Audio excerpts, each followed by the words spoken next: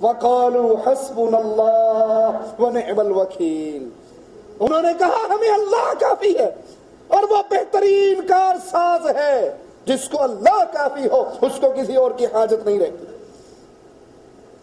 اس لیے رغبت میں، توکل میں، انابت میں مالک عز و جل کافی ہونا، جس کو اس میں یقین آ جائے سمجھ لیجئے وہ ایمان کے بڑے اعلیٰ مقام پر ہے، کیونکہ مالک عز و جل خود اعلان فرماتا ہے وَمَن يَتَوَكَّلْ عَلَى اللَّهِ فَهُوَ حَسْبُهُ، جو اللہ پر بھروسہ کر لے اللہ اس کو کافی ہے۔ یہ نہیں کہ جو مجھ پہ بھروسہ کر لے میں اس کی مدد کروں گا، میں اس کو یہ دوں گا، میں اس کو، فرمایا جو مجھ پہ بھروسہ کر لے میری ذات اس کے لیے کافی ہے۔ اور جس کو اللہ کافی ہو جائے اس کو کسی اور کی حاجت ہے؟ جو اللہ پر بھروسہ کرے اس کو اللہ عز و جل کافی ہے۔ یہ اہل ایمان کے لیے بہت بڑی گارنٹی ہے۔ اسی لیے امام احمد ابن حنبل کتاب الزہد کے اندر حضرت وہب کا یہ قول بیان فرماتے ہیں کہ مالک عز و جل نے اپنی سابقہ کسی کتابوں میں بیان فرمایا، سابقہ کسی کتاب میں فرمایا جو بندہ مجھ پر توکل کر لے تو خواہ ساتوں آسمان زمینیں، 7 آسمان اور زمینوں کی ساری مخلوقات، غور کرنا اللہ پر توکل کرنے کا نتیجہ کیا نکلتا ہے۔ بڑے مشہور تابعی ہیں، فرماتے ہیں مالک نے کہا جو بندہ اللہ پر توکل کر لے تو پھر 7 آسمان، 7 زمینیں، 7 آسمان اور زمین کی مخلوقات اس بندے کے خلاف مکر کریں، میں اس کو ضرور وہاں سے نجات عطا فرما دوں گا۔ 7 آسمان، 7 زمینیں، آسمان اور زمین کی مخلوقات مل کر اس بندے کے خلاف کوئی پلاننگ کرے تو اللہ اپنے بندے کو کافی رہے گا۔ اگلا جملہ بڑا خطرناک ہے، سنیے، گریبانوں میں پڑے ہوئے کالے دھاگوں کو دیکھیے، بازو میں پڑے ہوئے کڑوں کو چیک کیجئے، کندھے پہ بندھے ہوئے امام ضامن پہ غور کیجئے، پیروں اور فقیروں کی پھوکوں پہ بھروسے کرنے والے، اے مسلمان مالک کے فرمان پہ غور کرو۔ اور جو مجھ پہ بھروسہ نہ کرے، دوسری صورت، جو مجھ پہ بھروسہ نہ کرے اس کے دونوں ہاتھ آسمانی اسباب سے کاٹ دوں گا، اس کے پاؤں تلے سے زمین کھینچ لوں گا، اسے ہوا میں معلق کر کے اسی کے سپرد کر دوں گا۔ جو اللہ پر بھروسہ نہ کرے، اللہ کو چھوڑ کے غیروں پہ بھروسہ کرے، پھر مالک کو اس کی پرواہ۔ عبداللہ ابن عباس فرماتے ہیں حسبنا اللہ کا یہ نعرہ 2 بڑے عظیم نبیوں نے عظیم موقع پر لگایا۔ سب سے پہلے ابراہیم علیہ السلام آگ میں گر رہے ہیں، دشمن پیچھے ہے، نیچے آگ کا الاؤ ہے، جبرائیل پوچھتا ہے علیہ السلام اے اللہ کے خلیل، اے ابراہیم کوئی حاجت ہے؟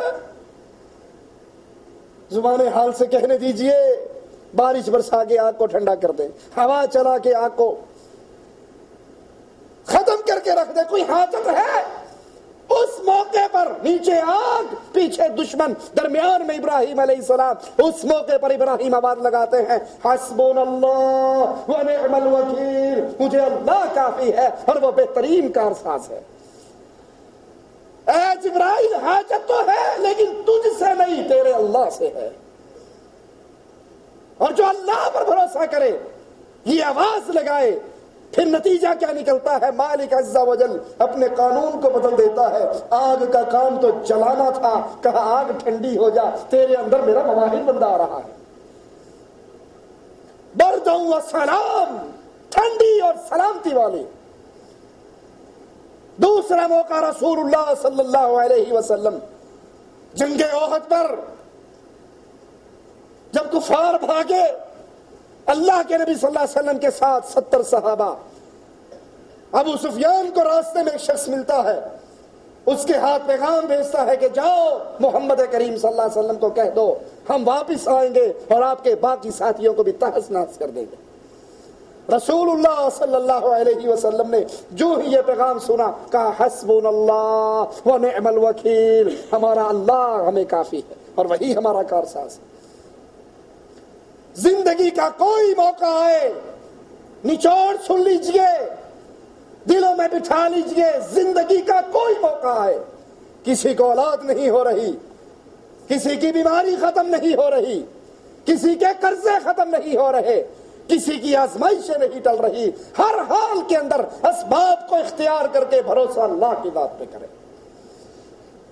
مانگے تو اللہ سے، روئے تو اللہ کے سامنے، سوال کرے تو اللہ کے سامنے۔ اور کیسی تصویر بن جائے، خلیفہ وقت بیت اللہ میں بیٹھا ہوا ایک شخص کو روتے ہوئے دیکھتا ہے، اس کے پاس جا کر کہتا ہے مانگ کیا مانگتا ہے، کیوں رو رہا ہے؟ اللہ پر بھروسہ کیسا ہو؟ وہ رونے والا جواب میں کہتا ہے اللہ کے گھر میں بیٹھ کے تجھ سے مانگوں تو اللہ سے شرم آتی ہے، اللہ کے گھر میں بیٹھ کر تجھ سے مانگوں تو اللہ سے شرم آتی ہے۔ اس نے کہا اچھا، یہ بھی پیچھے ہو کر بیٹھ گیا۔ وہ دعا مانگنے والے نے دعا ختم کی، باہر نکلا، خلیفہ صاحب بھی پیچھے پیچھے باہر نکل آئے۔ کہا تو نے کہا تھا کہ اللہ کے گھر میں بیٹھ کے اللہ سے مانگوں، اللہ کے گھر میں بیٹھ کے تجھ سے مانگوں تو اللہ سے شرم آتی ہے، اب تو اللہ کے گھر سے باہر آ گیا نا، اب مانگ کیوں روتا تھا، کیا مانگتا ہے؟ سبحان اللہ، اللہ پر بھروسے کرنے والے کیسے ہو؟ کہنے لگا کیا مانگوں، دنیا کا مانگوں یا آخرت کا مانگوں؟ کہنے لگا آخرت کا تو میں بھی مانگتا ہوں، بھوکا ہوں، اللہ کا سوالی ہوں جیسے تو سوالی ہے، میرے پاس تو 4 درہم 4 پیسے ہیں، تو دنیا کا مانگ۔ کہا بھلے آدمی، دنیا تو میں نے دنیا والے کے گھر میں بیٹھ کر رو رو کر نہیں مانگی، تجھ سے کیا مانگوں؟ وہاں بھی میں اللہ سے آخرت کے لیے روتا تھا۔ ہر مسئلے کے اندر امیدیں اللہ پر لگاؤ، بھروسہ اللہ پہ کرو، اور جب یہ صورت کر لو گے تو نبی کے فرمان کو یاد کرو، اگر تم اللہ پر ایسے توکل کرو جیسے پرندے کرتے ہیں، اللہ تمہیں ویسے رزق عطا فرمائے جیسے پرندوں کا عطا فرماتا ہے۔ اقول قولی